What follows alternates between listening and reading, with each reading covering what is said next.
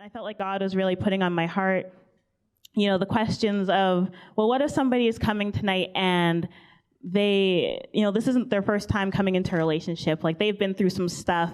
Maybe everything hasn't been right, and they've made some mistakes along the way. Like, what would you say to them?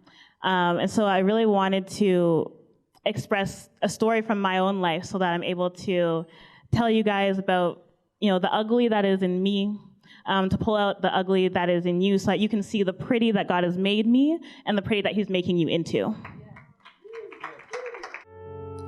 Dear Father, I can still see the way honey would dribble over our bubbling conversations, how sarcastic tones would stir up our fragile bone structures, steeping the insides of us like tea, stained, leaves barely floating, in our chasms filled with water, trying to baptize dying self-esteem. We sat steaming in a coffee shop, meant to brew our broken thoughts into a cup of contentment, but instead, elbows rested atop glazed wooden boards, to glaze over the manners we wouldn't impose, sinking deeper into the years riddled in her trunk. We recap the moments you taught me the sun had finally taken notice of my beauty, and to use the days when the rain would make white shirts pretty in plain sight, and the ocean would wave bottles down to my shoreline with soul-tied numerical messages from other fatherless fiends. You'd say pride was the prize.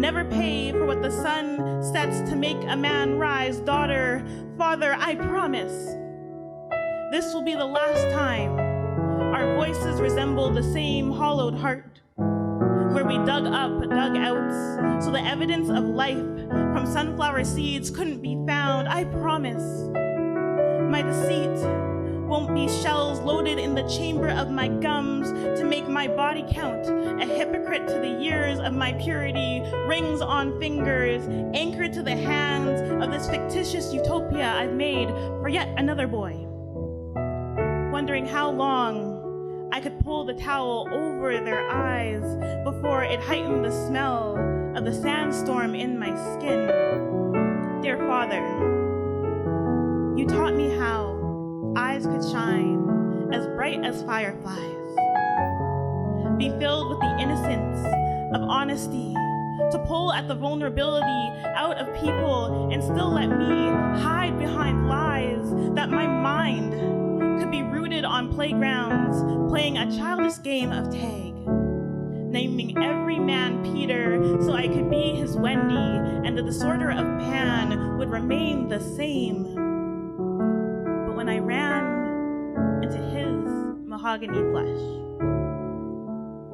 my coiled hair be his roses, pressing them against his casket, covering the heart we now shared, my love dashed down the aisles of me and into his church, letting this kneeling Ruth yearn to be his bride. For modern-day Boaz, I lowered myself onto marked kitchen tiles in a red dress, listening to a godly mother preach over the sizzling amens of frying pans, the sucking of teeth dare not to come out of me. In that house, I could see my end. Found home in a foreign land, taken in by the soul of my best mate. His arms were my favorite place to be.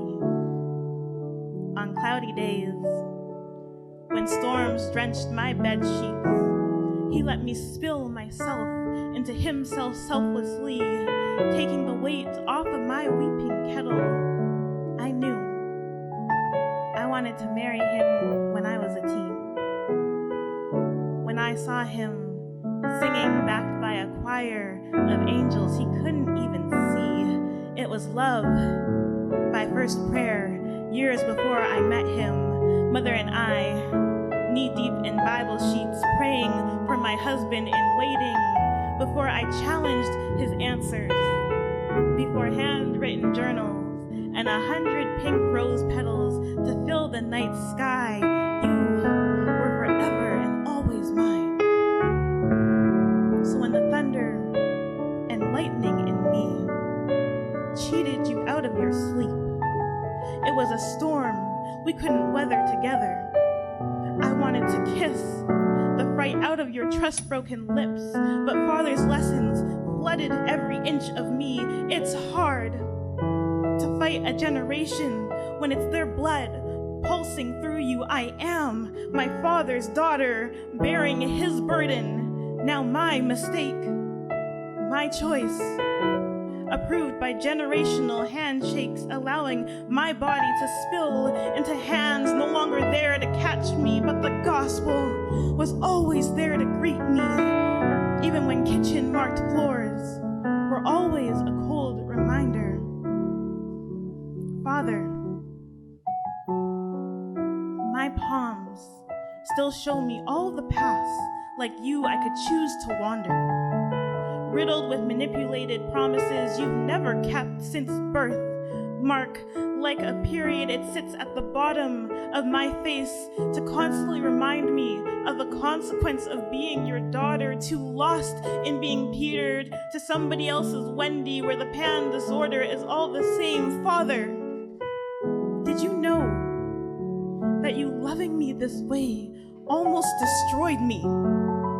I ripped at the seams of my heart from losing a love you were incapable to give me.